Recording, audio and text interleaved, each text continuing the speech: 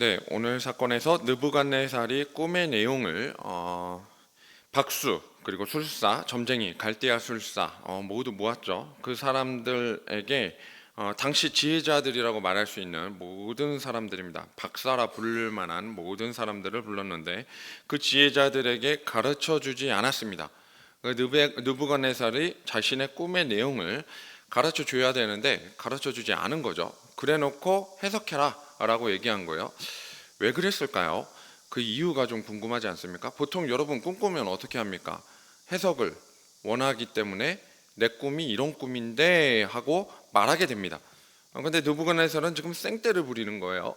지금 절대 말이 안 되는 이야기를 하고 있습니다. 꿈을 꿨는데 맞춰봐 라고 얘기한 거거든요. 혹시 그렇게 내가 꾼 꿈을 누군가가 말도 안 꺼냈는데 너 이 꿈 꿨지? 하고 하는 경험을, 그런 신비를 한번 경험해 보셨다면 여러분 진짜 놀라운 겁니다. 그 사람 데려오셔야 돼요. 다니엘입니다. 그 사람 엄청난 사람인데 왜 그랬을까? 저는 여기서부터 이것이 의문이었어요. 왜 그러냐면 느부갓네살이 이렇게까지 생떼를 부릴 일인가라는 생각을 한 거거든요. 그래서 오늘 내용이 사실 지혜에 대한, 무엇이 지혜인가에 대한 좀 더 구체적인 적용이 될 수 있을 것 같습니다. 느부갓네살이 이 이야기를 못하고 지혜자들에게 꿈을 해석하라고 말한 가장 근본적인 이유는 이 꿈 자체가 자기가 꿀 수 있는 꿈이 아니라는 생각을 했기 때문입니다. 좀 더 정확히 말하면 두려웠기 때문이에요. 너무 두렵기 때문에 이 꿈을 삿되게 말하면 안 될 것 같은 그 기분에 휩싸인 겁니다. 이것은 인간의 말로 해석할 만한 것이 아니라는 사실을 느부갓네살이 이미 인정하고 들어가는 겁니다. 이건 사람이 해결할 수 있는 꿈이 아닌데, 이 꿈은 보통 꿈이 아닌데 이렇게 생생하게 기억에 남을 수가 있나? 보통 꿈은 이 정도가 아닌데 나는 거의 환상을 본 것 같은데 라는 꿈을 꾼 거예요. 엄청난 꿈을 꾼 건데 이게 지혜자들한테 평소에 얘기했다면 대화를 할 수 있을 것 같은데 인간의 말로 감히 얘네들이 이 꿈을 제대로 해석할 수 있을까? 본인도 뭔가 의문이 드는 겁니다. 정확히는 그들을 신뢰하지 못할 만큼 이 꿈이 엄청나다는 생각을 하게 된 거죠. 그래서 본능적으로 인간적인 지혜로 답하면 문제가 될 것이라는 생각을 하게 됩니다. 인간적인 지혜로 풀 수 있는 하늘의 뭔가 신적 계시 같은데 이 계시를 인간의 지혜로 말할 수는 없을 것 같은데 라는 두려움이 그에게는 본능적으로 차지한 겁니다. 그래서 지혜자들한테 얘기를 하죠. 내가 꿈을 꿨는데 그 꿈을 맞춰봐 라고 얘기한 겁니다. 그러니까 지혜자들이 재차 얘기를 해요. 뭐라고 얘기하냐면 꿈을 알려줘야 해석이 가능합니다. 꿈이 무슨 꿈을 꾸셨는지는 알려주셔야죠 라고 얘기합니다. 너무 당연한 요구였어요. 근데 이 느부갓네살이 여기에서 8절과 9절에 이렇게 얘기합니다. 8절과 9절에 왕이 대답하여 이르되, 2장 8절 9절이요. 내가 분명히 아노라 너희가 나의 명령이 내렸음을 보았으므로 시간을 지연하려 함이로다. 지금 인간적인 해석을 해서는 안 된다라고 지금 못 박는 거예요. 9절, 너희가 만일 이 꿈을 내게 알게 하지 아니하면 너희를 처치할 법이 오직 하나이니 이는 너희가 거짓말과 망령된 말을 내 앞에서 꾸며 말하여, 그러니까 인간의 말을 하고 있다 얘기죠. 때가 변하기를 기다리려 함이라. 이 꿈에 내가 설득당하기를 기다린다는 얘기예요. 이제 그 꿈을 내게 알게 하라. 그리하면 너희가 그 해석도 보일 줄을 내가 알리라 하더라. 너희가 진짜 지혜자라면, 너희가 진짜 신과 너희가 믿는 점쟁이, 그러니까 점을 치는 어떤 존재들, 미지의 영역에 대해서 우리가 모르는 영적인 무엇인가를 알고 있는 자라면, 그렇다면 너희는 내가 지금 이 두려움에 찬 꿈을 꾼 모든 것을 너희가 직접 그 신에게 물어서 대답해야 될 것 같아. 인간적인 말을 할까봐 내가 지금 두려운 거야. 그러니까 이 얘기하는 거죠. 그러니까 안 돼. 너희가 담합해서 만약 잘못된 해석만 가르쳐주면 이건 거짓말이 되는 건데, 근데 내가 이 거짓말로 해석되는 말에 속을까봐 내가 지금 두려워. 그러니 너희가 이것을, 너희가 진짜 지혜자라면 맞춰야 진짜 해석이고, 그렇기 때문에 너희가 맞춰야 된다라고 다소 억지지만, 하지만 그는 그렇게밖에 할 수 없는 주장을 하는 겁니다. 그러니까 이제 지혜자가 자기들의 뻔뻔한 속내가 완전히 드러나요. 그 드러나는 속내가 이제 2장 10절과 11절인데 한번 보세요. 갈대아인들이 왕 앞에 대답하여 이르되 세상에는 왕의 그 일을 보일 자가 한 사람도 없으므로 어떤 크고 권력 있는 왕이라도 이런 것으로 박수나 술객에게나 갈대아인들에게 물은 자가 없었나이다. 그러면서 11절에 왕께서 물으신 것은 어려운 일이라 불가능하다는 거죠. 육체와 함께 살지 아니하는 신들 외에는 왕 앞에 그것을 보일 자가 없나이다 한지라. 지금 두 가지를 밝히고 있는데, 한 가지는 인간인 이상 이것을 해결할 수 있는 방법은 없다, 이게 하나고, 두 번 그 안에는 뭐가 있냐면 우리가 믿는 신도 이걸 대답해 주지 못한다는 얘기를 하는 거예요. 이게 하나고, 두 번째는 당신이 뭔데 이 지혜자들을 압박하냐라는 의도가 들어있어요. 이게 뭐냐면 세상에 어떤 왕도 어떤 권력도 우리한테 이렇게 함부로 대하지 않는다. 근데 너희가 느부갓네살 당신은 도대체 뭘 믿고 우리를 이렇게 박대합니까? 라고 얘기하는 거예요. 속내죠. 그들의 속내는 지금 우리는 이런 꾼번이 아닌데 지금 왕 당신 지금 선 넘는 행위 하시는 겁니다 라고 얘기하는 거죠. 그러니까 12절에 왕이 이로 말미암아 진노하고 통분하다라는 단어가 있어요. 이 통분하다는 단어가 정확히 말하면 분개해서 어쩔 줄 모른다는 뜻입니다. 왜 분개하고 왜 어쩔 줄 모를까요? 사실 말도 안 되는 자기가 요구했다고 좀 설득당해야 하잖아요. 아닌 거죠. 지금 이 지혜자들이 자기한테 모독했다고 생각하는 겁니다. 지금 얘네들이 지금 교만하다고 생각하는 거예요. 지금 사람의 교만이, 인간의 교만이 이렇게, 자기도 물론 그런 상황이기는 하지만 이 사람의 말로 해결할 수 없는 신적 권위를 가지고 있는 어떤 계시를 지금 사람의 이야기들로 풀어내려고 하는 이 모습이 말도 안 된다고 생각하기 시작하는 거죠. 이 분위기가 형성이 됐어요. 그리고 나서 다니엘에게까지 이 내용이 전달이 된 겁니다. 지혜자들은 참 현올림이 장난이 아닙니다. 그래서 세상의 말들은 정말 현혹하고 속임수에 능합니다. 그래서 세상의 박수나 술객들은 이 세상에서도 되게 많아요. 놀랍게도 오늘 아침에 출근하기 전에 잠깐 TV를 틀었는데, 저는 이제 TV 틀고 샤워하거나 뭐 하거나 이렇게 소리를 켜놓고 하는 경우가 종종 있어가지고, 그래가지고 아무 생각 없이 뉴스 보려고 틀었는데 그 아침마당 같은 거, 이런 거 프로 같은 거 많이 하잖아요, 아침 시간에. 근데 교회 오기 전에 이제 출근 준비하면서 아침 9시에 그걸 틀어서 잠깐 나오는 겁니다. 근데 거기에서 옛날이라면 그 혹시 아세요? 장 목사님이라고 그 TV에 자주 나오셨던, 대전 중문교회 담임하셨던 그분이 나올 시간이어야 할 것 같은데 무당이 나오시더라고요. 무속인이 나와가지고 결혼 상담하러 왔는데 하고 하니까 자기 남자친구들 사진을 쭈라락 보여주는 거예요. 그러니까 그거 보면서 무속인이 하면서 그 자막이 나와요. 역시 이름 있는 무속인이라 한 번에 찝어낸다, 이 말이 나오는 거예요. 그래서 찝어내면서 이 사람이 훈훈하게 자기 일을 또박또박 잘할 상이네 이러면서 사진에서도 그 기운이 느껴져. 사람들이 속고 있는 거죠. 근데 이 속는 것이 대중화되고 있다는 거예요. 전 세계가, 온 세상이, 대한민국이, 한국교회 정말 많은 도전을 받고 있는 상황 속에서 어떻게 보면 이 바벨론의 이 지혜자들이 하는 이 현올림과 같이 우리는 속고 사는 건지도 모르겠습니다. 그만큼 사람이 겪어서는 안 될 꿈을 꾸었다라고 한다면 느부갓네살이 오늘 나오는 이 두려운 결정 속에서 세상의 학문에서 지혜를 찾는 어리석음이 혹시 오늘 우리에게도 계속되는지 한번 생각해 봐야 할 것 같습니다. 그것은 세상에서 높임을 받기 위해 보여지는 수단에 불과합니다. 어떤 점이나 어떤 세상적인 무속이나 어떤 세상적인 철학과 지혜와 지식은 결국 실제로 인생의 정답을 모르면 결국 죽는다는 결론과 비슷합니다. 왜 그러냐면 오늘 이 느부갓네살 왕은 이 지혜자들을 다 죽이기로 마음을 먹거든요. 이런 헛된 철학과 있던 헛된 속임수는 죽어 마땅해. 나를 능멸하다니. 세상의 권력 앞에서는 아무것도 아닌 겁니다. 결국은 이런 모든 지혜와 지식은 죽음뿐이라는 것을 알려줄 뿐이죠. 죽을 뻔하죠, 이 모든 지혜자들이. 그 결론과 우리가 세상의 것을 허망하게 추구하고 대우받으려고 하다가 세상의 바벨론의 권세 앞에 혹은 하나님의 심판 앞에 우리는 아무것도 아니게 죽어야 돼 라고 명령하면 죽는, 진짜 왕이 오면 죽어야 되는 그 심판의 자리와 너무나 비슷한 겁니다. 지혜자들이 왕의 꿈을 맞추지 못해서 죽게 되나, 우리가 정답을 알지 못해서 죽게 되나, 똑같은 인생이라는 거예요.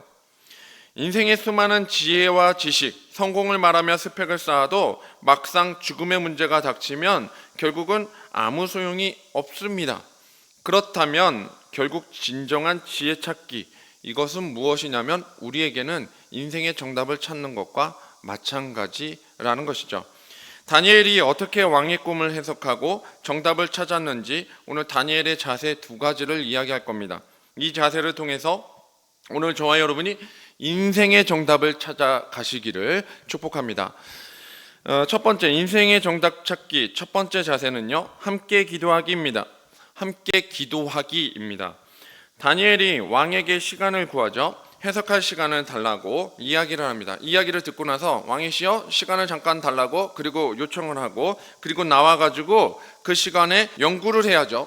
꿈을 해석하는 법 연구하고 공부해야 하지 않겠습니까? 그 짧은 시간에 벼락치기 공부해야 하잖아요. 근데 다니엘이 한 것은 뭐냐면 기도 요청입니다. 오늘 본문의 17절과 18절이에요. 이에 다니엘이 자기 집으로 돌아가서 그 친구 하나냐와 미사엘과 아사랴에게 그 일을 알리고 하늘에 계신 하나님이 이 은밀한 일에 대하여 불쌍히 여기사 다니엘과 친구들이 바벨론의 다른 지혜자들과 함께 죽임을 당하지 않게 하시기를 그들로 하여금 구하게 하니라. 뭐예요? 기도 혼자 한다가 아니라 이 친구 불러다 놓고 같이 하자고 얘기하는 겁니다. 하나님, 우리는 이 문제를 풀 수 있는 자들이 아닙니다. 우리는 세상에 어떤 지식과 지혜도 없을 뿐더러 하나님 앞에 이 꿈을 해석할 만한 능력이 없다는 걸 고백합니다. 그러나 하나님께서 도와주시지 않으면 결국 우리는 죽을 수밖에 없습니다. 근데 중요한 것이 있죠. 우리는 하나님의 자녀입니다. 우리를 불쌍히 여기시지 않으면 우리는 죽습니다. 그러니 주님, 우리를 불쌍히 여겨 주셔서 우리에게 이 문제를 해결할 수 있도록 도와주시옵소서. 이 기도를 혼자 한 게 아니에요. 사람의 생사는 하나님께 달렸지만 이 문제를 놓고 함께 기도할 동역자를 찾는 것은 인생에서 정말 중요합니다. 인생에서 가장 불쌍한 사람은 누구냐면 집안이 풍비박살나서 가족조차 뿔뿔이 흩어져서 생사를 알 길이 없는 그러한 지경에 처해 있는 사람 아니에요.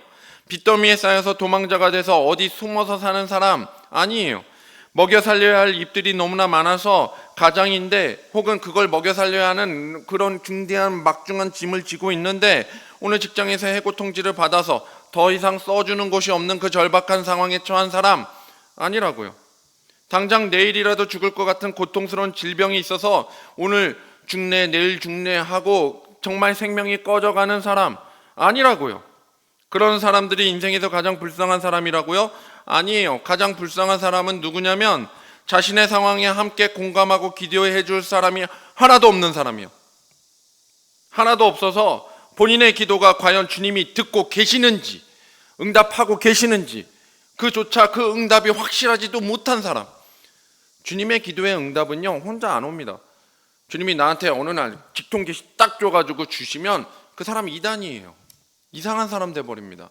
내가 기도원 가서 면벽 수련해가면서 수십 년 동안 기도했더니 갑자기 하나님은 은혜 주셔가지고 엄청난 은혜를 받았습니다 하고 나와서 외치는 사람을 여러분 존경하겠습니까?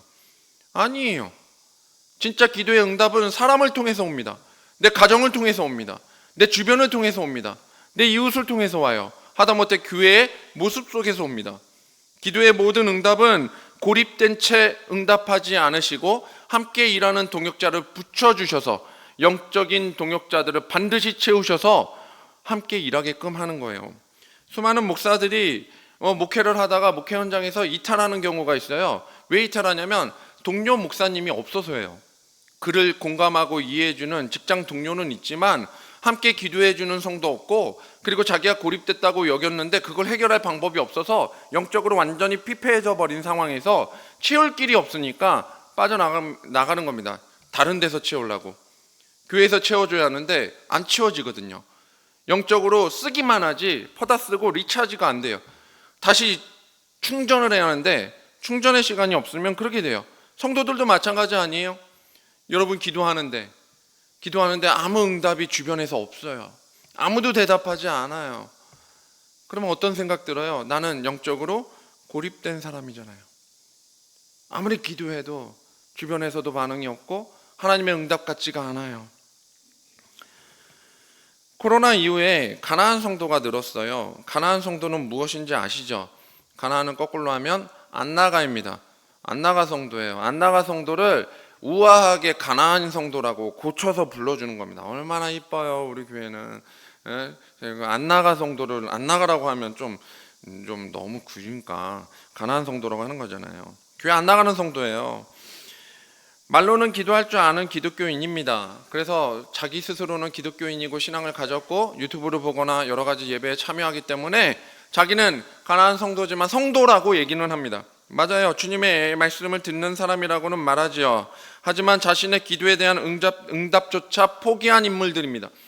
포기한 인생이에요. 그래서 영적으로 고립된 섬에 갇힌 사람들, 코로나 이후에 증가했어요. 이런 사람들이 너무나 많이 증가했어요. 고립됐는데, 영적으로 고립됐는데 해결할 방법을 몰라요. 왜냐면 요청을 하지 않아서, 요청할 법을 까먹어서. 이제 코로나 이후에 자녀들이 전화할 줄 몰라요. 목소리 들으면 대화할 줄 몰라요. 3년간 다 대답이 없었잖아요. 그냥 단절됐잖아요. 대화가 메신저로만 대화할 줄 알지. 그렇게 됐어요. 그러니까 주님께 이 기도 제목을 밝혀라 라고 하면 밝히는 다음 세대가 없다는 거예요. 이제 고립된 자들이죠. 생각보다 이런 처방을 가졌지만 모르는 사람들이 너무나 많다는 거죠. 영적으로 고립됐는데 이 처방을 모르는 사람들 천지입니다. 당장 세상의 어떤 지혜로도 해결할 수 없는 죽음을 눈에 두지 않는다면 오늘 이 죽음의 상황에 닥친 지혜자들처럼 진짜 말 그대로 지금 왕이 찾아서 죽여야 되는 지금 이 상황, 이 급박한 상황에 닥치지 않으면 오늘 이 메시지를 꿈쩍도 하지 못하는 이 영적 고립자들이 오늘 여전히 있다라는 것이죠. 그렇다면 오늘 저와 여러분은 이 상황이 오지 않기를 위해 기도해야 되고, 두 번째로 빨리 그 영적 고립에서 빠져나오기를 기도해야 한단 말이에요. 적어도 이 메시지를 듣고 오늘 말씀을 통해서 주님이 나와 함께 한다는 사실이 있다면, 다시요, 교회에 와서 예배를 드리는 자는 최소한 주님의 말씀에 대한 반응이 생기는 분들이에요. 고립됨에서 최소한의 풀림이 있는 자들이에요. 그러니까 예배를 드리셔야 됩니다. 이 말씀을 통해서 적어도 함께 한다는 사실을 깨닫고 주님께 기도 요청을 드릴 수 있는 그 은혜가 있다는 것 자체로 저와 여러분이 감사와 찬송을 올릴 수 있기를 바랍니다. 첫 번째 자세입니다. 함께 기도하기예요. 두 번째, 응답에 대한 반응은 언제나 찬양, 곧 주님을 높임입니다. 주님을 높임. 응답에 대한 반응은 주님을 높이는 것입니다. 높이는 자세.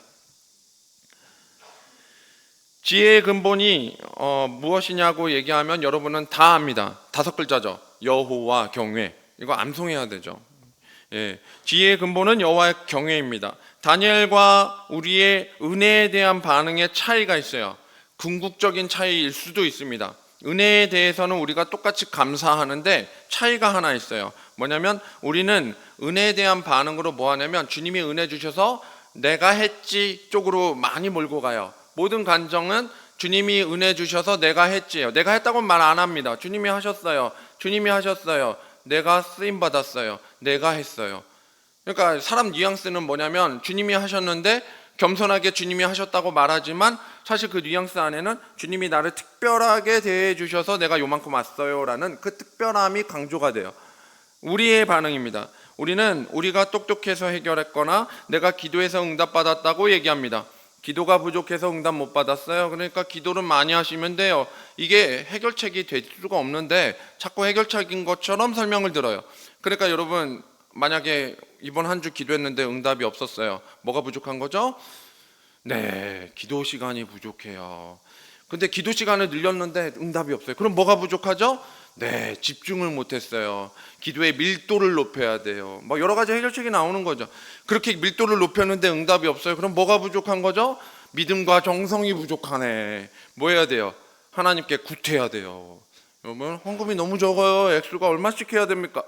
나으려면 그 주사 한 방에 얼마씩 하는데 하나님께 이게 말이 됩니까? 근데 이렇게 생각을 한단 말이에요. 우리는 은혜에 대한 반응이, 그래서 결국 응답을 받았어요. 뭐 잘한 겁니까? 주님께 기도 잘한 겁니다. 밀도가 높은 겁니다. 믿음이 센 겁니다. 여러분의 믿음으로 구원받았습니까? 아니에요. 여러분의 믿음이 아니라 여러분의 믿음을 끌고 가시는 주님으로 구원받았어요. 우리의 믿음은 중요합니다. 그러나 그 믿음은 주님께 있어요. 진짜 중요한 건 캐리예요. 누가 끌고 가느냐. 멱살 잡고 끌고 가셔야죠. 내 인생을. 그것뿐입니다. 다니엘은요, 자신의 능력과 바른 자세에 대한 자기가 한 자랑이 1도 없어요. 19절과 20절입니다. 이에 이 은밀한 것이 밤의 환상으로 다니엘에게 나타나 보임에 다니엘이 하늘에 계신 하나님을 찬송하니라. 다니엘이 말하여 이르되 영원부터 영원까지 하나님의 이름을 찬송할 것은 지혜와 능력이 그에게 있음이로다. 지금 다니엘보다 지혜로운 사람 없거든요, 이 세상에. 이 당시에 바벨론을 통틀어 가장 지혜로운 총리가 될 사람이거든요. 심지어 페르시아 초기까지 이는 최고의 전국 총리가 되는 사람이에요. 그런 사람이 지금 지혜와 능력이 누구에게 있다? 그게 답이에요. 다니엘만큼 높은 사람 없지만 다니엘이 한 번도 자신을 높게 여긴 적이 없어요. 자랑한 적도 없어요. 중고청 수련회가 끝났습니다. 저는 이제 한숨 돌리게 됐어요. 너무 좋아요. 이제 드디어 다 끝났습니다. 여름 수련회. 근데 우리 여성교회는 이제 다음 주까지 있죠. 좀 바쁘시죠. 조금만 고생하십시오. 머리 조금만 굴리셔서 지혜와 명철은 주님께 있으니까 맡기시고 잘 하시기 바랍니다. 사고 없이 날씨까지 다 주관하셔서 정말 잘 끝났습니다. 너무 감사해요. 너무 잘 끝났어요. 사고가 없었어요. 그리고 날씨가 너무 좋았어요. 서울은 조금 비 왔다고 하는데 그 영종도는 비가 하나도 안 왔습니다. 날씨가 적당히 흐려가지고 바닷가 가는데도 햇살 하나 없어가지고 좋았고 비도 안 오고, 그러니까 애들도 재밌게 놀고 여러모로 다 재밌었어요. 즐거웠었어요. 정말 많은 준비도 했습니다. 정말 그런 기도도 했고, 특히 3주 전부터 교사들과 릴레이 금식 기도해가면서 교사들이 두 끼씩 굶어가면서 열심히 준비를 기도로 또 함께 했어요. 그래서 참가하든 하지 않든 다 참여하셔서 기도도 하셨고, 또 청년들 가운데 꽤 많은 인원들이 이 금식 기도에 함께 참여를 했죠. 각자의 자리에서 최선도 다했고 그 결과 정말 좋은 모습으로 끝나게 된 것 같아요. 그리고 잘 끝났어요. 근데 이게 저 같은 경우는 어제까지 쌍코피가 났거든요. 이게 주일날 수련회를 시작하면, 저는 주일 사역이 끝나고 수련회를 시작하는 거니까 이게 연달아 사역을 하는 거야. 사실 주일 저녁에 집에 가서 뻗어야 되는데 주일 저녁에 싹 자야, 일찍 자야 월요일부터 또 새벽 기도부터 해서 이제 또 준비가 되고 또 이게 쉼을 얻거나 아니면 개인 볼일을 하면서 가는데 그러니까 코피가 나더라고요. 첫날 나고 둘째 날 반대쪽에서 또 나고, 야 이게 번갈아가면서 나니까 참 좋네. 한쪽에서만 그러니까 나머지 한쪽은 살아 있잖아요. 그러니까 좀 괜찮네 이렇게 생각하면서 야, 쌍꺼비도 주님의 은혜입니다. 아무튼 그렇게 쏟아가면서 죽을 것처럼 노력하고 준비해서 된 거라고 말할 수 있을까요? 내가 이렇게 얘기한다면 정말 노력 열심히 했습니다. 주님이 다 하셨습니다. 쌍꺼비 났죠. 진짜 힘들었어요. 지금 뭐예요? 누구 얘기하는 것 같아요? 하나님의 영광입니까? 교육자의 자랑입니까? 제가 이렇게 말하는 거 자체가 자랑인 것 같아요. 지금 말하면서도 자랑하는 것 같은데 라는 생각이 드네요. 정말 죽을 뻔했다라는 생각 막 들었어요. 그러니까 준비하면서는 그런 생각 들었어요. 고되다, 힘들다, 다시는 안 할랜다, 이렇게는 안 할 거다, 막 이런 생각들을 하면서, 특히 갈릴리 숲속 교회를 해가지고 이름이 갈릴리 숲속 교회래요. 그러면 과거에 제가 청년 때 그리고 전도사 때 그리고 신학교 다닐 때 갈릴리 기도원이 있었거든요. 여러분 잘 알죠? 갈보리 아니면 갈릴리로 기도원은 통일되잖아요. 겟세마네냐, 갈릴리냐, 갈멜산이냐 몇 가지 있잖아요. 갈릴리 기도원 저도 간 적이 있습니다. 그래 가가지고 거기 생각이 나가지고 갑자기 생각이 나서 제가 청년 때 갔거든요. 그때 몇 번 갔었는데 그때 교회에서 같이 가고 혼자 가기도 하고, 그거 생각나가지고 내가 이 갈릴리 숲속교회를 기도 성지로 만들어 봐야겠다. 미친 짓을 했습니다. 진짜 말 그대로 애들은 뭐 하는 거야 라고 싶을 정도로 혼자서 막 방방 뛰었어요. 뛴 정도는 아닌데 하여튼 승부 봐야겠다 하고 열심히 했습니다. 다짐하며 준비한 건데, 그리고 선생님들은 또 얼마나 열심히 준비해서 참여했는데, 선생님들 진짜 노력 많이 하셨습니다. 1박 2일을 헛되게 보내지 안 하려고 이번 여름에 좀 준비를 더 열심히 해주셨어요.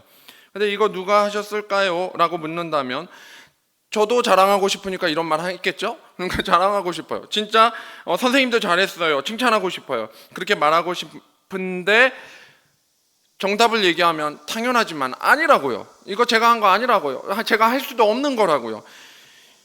저는 진짜 부끄러운 고백인데 중고등부랑 청년부 친구들이 안 맞으면 어떡할까 염려와 노심초사했던 사람입니다. 못 믿었어요, 얘네들을. 얘네들 신앙이 아주 너무 얇아서 붙으면 싸울까봐, 붙으면 다툴까봐, 그리고 중간에 사고 칠까봐 얼마나 걱정했는지 모릅니다. 심지어 기도해야 할 때는 기도가 잘 안 될까봐 걱정했고, 그래서 선생님들 보고 계속 붙들어 달라고 얘기했고, 그리고 또 조별 활동이 있는데 팀으로 맞춰서 했는데 중고등부 청년부 친구들이 이 활동을 못할까봐 이거 못하면 마무리는 주일에 교회 가서 해야겠다. 우리끼리 그런 얘기까지 했어요. 얼마나 안 될까봐. 그 시간, 짧은 시간, 한두 시간 안에 그걸 어떻게 다 해요? 이런 생각을 해가지고 친해지지도 않을 건데 하루 만에요, 하나님이요, 얘네들 사이에 어떻게 붙여줬는데 자기네들끼리 너무 친해가지고 그거 준비를 1시간 만에 다 해버리고 그 다음에 발표하라고 했더니 무슨 대학교에서 A+ 맞겠다고 발표하는 것처럼, 교수님 앞에서 발표하는 것처럼 조별 발표를 하는 거예요. 너무 잘해가지고 막 녹화를 했어요. 우리가 나중에 이제 내년에 내가 이거를 우리 헌신 예배 때 내가 반드시 틀어서 이건 쫙 만천하에 알리리라 막 이러면서 아내랑 막 감동하고 송민호 선생님 막 거의 울 정도로 막 애들이 이렇게 변했어요. 우리 아이가 달라졌어요. 막 이러면서 저는 걱정투성이었습니다. 진짜 부끄럽지만 내 교육자인 나는 우리 애들을 믿지 못해요.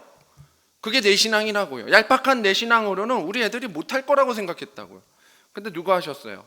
하나님이 영으로, 하나님의 영이 그들과 함께 했어요. 그래서 교제했어요. 기도 같이 했어요. 그들이 친해졌어요. 어떻게 그럴 수 있어요? 대면 하던 친구, 진짜 교회에 와서도 인사하라고 해도 고개 한 번 안 흔들던 애들, 그런 애들이 어떻게 막말하고 반말하고 서로 막 팔꿈치 때리고 꼬집고 난리가 났어요. 너무 고맙더라고요, 이 친구들. 주님이 다 하셔서 서로 은혜롭게 잘 어울렸구나. 이게 제 경험한 겁니다. 제가 제일 은혜 받았어요. 걔네들보다. 제가 저를 깼으니까. 믿지 못하는 나를 깼으니까. 정말 잘 참여하고 열심히 듣고 함께 뛰고 겨우 하루 지내지만 서먹서먹한 관계 많이 좋아지고, 그래서 겨울까지 선순환 돼서 이 단기 선교까지 한번 준비해 볼 수 있는 수련의 애를 한번 용기 내서 더 크게, 더 신앙을 가지고 한번 도전해 보자. 얼마나 감사한지요. 내 생각을 넘어서는 하나님을 만난 겁니다. 저는 그 아이들을 통해서 응답 받은 거예요. 다니엘은요 분명히 알고 있었어요. 진정한 지식과 지혜는 바로 하나님께로부터 온다는 사실을요. 그래서 주님을 알아가면 알수록 주님께 기도하는 것이 최고의 정답이라는 것도 알고 있었고, 그리고 여기에 대한 응답이 바로 주님이 내 기도를 들으신 것이니까 정말로 감사와 찬양밖에 할 게 없는 겁니다. 오늘 이 말씀의 결론이 뭐냐면 잠언 9장 10절이에요. 잠언 9장 10절에 여러분 잘 알고 있는 구절이죠. 한번 볼게요. 여호와를 경외하는 것이 지혜의 근본이요 거룩하신 자를 아는 것이 명철이냐. 너무나 당연하고 너무나 알려진 말씀이지만 이걸 다시 한번 되새기십시다. 여호와를 높이는 것, 하나님을 높이며 사는 인생이 가장 지혜로운 인생이 될 수밖에 없습니다. 그리스도인이 인생 정답을 찾는 비결은 주님을 찾고 주님을 높이는 것뿐입니다. 자신을 자랑하지 않는 것이 그 안에 들어가고요. 그리고 기도 동역자를 찾아서 주님의 자녀를 찾아 응답을 바라보는 이 겸손한 자세가 저와 여러분에게 절실합니다. 결론입니다. 지혜를 흔히 상황을 잘 이해하고 판단하는 능력이라고 말합니다. 이게 가장 지혜자에게 필요한 덕목이죠. 지혜는 상황을 잘 이해하고 판단하는 능력이라고 세상에서 알려져 있고 우리도 그렇게 정리를 해요. 근데 세상 권세에 말도 안 되는 상황을 오늘 이 본문에서 살펴보았습니다. 정말 말도 안 되는 요구와 그로 인해서 죽음이 닥칠 수 있는 그 상황을 오늘 우리는 보았습니다. 이런 상황에서 원망과 불평하는 기도를 계속해야 할까요? 부족한데, 안 되는데 왜 자꾸 주님은 응답 안 하십니까? 이렇게 해야 할까요? 아니면 주님, 이 고통과 이 어려움이 우리에게 찾아왔습니다. 주님과 소통하고 싶어요. 이 기회로 삼을까요? 주님이 하실 일을 볼 수 있는 기회로 오늘 삼으셔야 된다는 거죠. 하나님과 기도해서 응답을 듣는 자로 세상이 어떻게 이겨지겠습니까? 하나님 신과 소통하는 자를 세상에서 누가 이겨낼 수 있겠냐고요. 내가 하나님과 소통하고 내가 하나님과 기도한다면 그로써 이미 완벽해진 것은 뭐냐면, 완전해진 건 뭐냐면 하나님과 소통한다는 사실 하나로 이 세상 그 무엇도 나를 뚫을 수 없다는 겁니다. 신과 소통하는 자 못 이깁니다. 그러니까 세상 무속인들이 당당하잖아요. 귀신 하나 이렇게 빙의되거나 귀신 하나랑 잠깐 이렇게 전봐가지고 뭐 보는 거 하나 가지고 그렇게 떵떵거리잖아요. 영적인 어떤 그 영험한 기운 같은 거 하나 느꼈다고 그렇게 잘난 척 하는데, 우리는 누구예요? 만물의 주관자이자 말씀으로 창조하신 세상의 창조주와 직통할 수 있는 중보자 예수 그리스도로 기도한단 말이에요. 최고의 소통법을 가진 자들입니다. 이게 영적 최고의 비밀 아닙니까? 이겁니다. 신과 소통하는 자를 누가, 그보다 세상의 어떤 지혜자가 신과 소통하는 자, 기도하는 자보다 낫다고 말할 것이며, 세상 왕도 두려워서 이 난리를 치는 이 상황을 과연 점잖게 잠재울 수 있겠습니까? 다니엘 때문에 이 모든 상황은 평화롭게 해결되잖아요. 하나님의 이름으로 기도했더니 결론이 나왔잖아요. 22절 23절에 그는 깊고 은밀한 일을 나타내시고 어두운 데 있는 것을 아시며 또 빛이 그와 함께 있도다. 나의 조상들의 하나님이여, 주께서 이제 내게 지혜와 능력을 주시고 우리가 주께 구한 것을 내게 알게 하셨사오니 내가 주께 감사하고 주를 찬양하나이다. 곧 주께서 왕의 그 일을 내게 보이셨나이다 하니라. 주님을 찬양하고 높일 수밖에 없는 결론은 주님이 하시고 응답하시고 나에게 소통하시고 그로 인해서 세상의 평안을 외칠 수 있는 생명구원으로 연결했다는 것입니다. 너무 감사하죠. 이 정답의 결론을 미리 알려드릴게요. 다니엘서 2장 46절에서 49절 내용인데요. 거기에 47절에 이 구절이 있습니다. 이것은 바벨론 느부갓네살 왕이 이렇게 얘기합니다. 47절 우리 다 함께 읽겠습니다. 시작. 왕이 대답하여 다니엘에게 이르되 너희 하나님은 참으로 모든 신들의 신이시오 모든 왕의 주제시로다. 내가 응이 은밀한 것을 나타내었으니 내 하나님은 또 은밀한 것을 나타내시는 이시로다. 누가 고백했어요? 너무나 완벽한 이 고백의 입술이 주인공이 세상의 왕이에요. 세상의 왕. 세상의 참되신 왕을 인정하는 결과 다니엘은 온 지방을 다스리는 지혜자들의 어른이 되고요. 결국 다리오 왕 때는 전국 총리 세 번째 자리인데 그 다음에 첫 번째 자리까지 오르게 됩니다. 실질 권력자가 됩니다. 다니엘의 세 친구는 지방관, 우리말로는 주지사급입니다. 미국으로 얘기하면 주지사급에 해당하는 인물이 돼요. 그게 전부입니까? 아닙니다. 이 세 친구와 다니엘의 구원이 끝이 아니에요. 이 다니엘과 세 친구 덕분에 이스라엘은요, 이 바벨론 포로기 동안 멸망당하지 않고 생명을 보존할 수 있었어요. 이 다니엘과 세 친구가 지방관이 되고 또 나라의 국가에서 가장 중요한 대소사를 맡는 자리까지 오르니까 뭐가 해결이 되냐면 피난처가 해결이 돼요. 포로들이 힘들게 살아야 하잖아요. 근데 이들이 터전을 잡고 바벨론에서 잘 정착해서 살아갈 수 있도록, 생명을 보존할 수 있도록, 그래서 하나님을 높이는 장면이 그 다음 장에 이 느부갓네살의 신상 만들잖아요. 근데 이 신상 사건 이후에 이 이스라엘 백성들이 하나님을 예배드리는데 아무 제약을 받지 않아요. 아무런 제약을 받지 않아요. 그러니까 70년 동안, 그러니까 나중에 누가 나오냐면 그 학사, 에스라, 그 느헤미야 이런 훌륭한 인물들이 계속 연결이 돼가지고, 그래가지고 이 스룹바벨 성전 짓고, 그리고 금유한양까지는 아니지만 다시 돌아와가지고 예루살렘 만들 수 있는 거예요. 신앙이 이어졌다고요. 이렇게까지 해결한 겁니다. 사랑하는 성도님들, 주님께서는 하나님을 경외하는 자를 들어 사용하십니다. 이건 너무나 당연한 진리이자 결론이에요. 이제 우리 학업의 목적, 우리 직장의 목적, 가정의 목적 다 합쳐서 인생의 목적 전부가 이 지혜의 근본이신 하나님 아버지께 구하고 응답받을 때마다 주님께 감사와 찬양으로 영광 돌리는데 여러분 집중하시기를 바랍니다. 과연 오늘은 무엇으로 주님과 소통하시겠습니까? 나의 잘남, 나의 나됨? 아닙니다. 바로 주님께 기도함으로, 저와 여러분이 오늘 예배드리고 오늘 주님께 맡김으로 응답받는 그 모든 행위로, 나의 자랑이 아니라 주님으로 이루신 일을 오늘도 경험하며 남은 한 주, 그리고 나의 인생 전부가 주님과 소통하고 기도 동역자로 삼는 일에 앞장서는 저와 여러분 다 되시기를 축복합니다.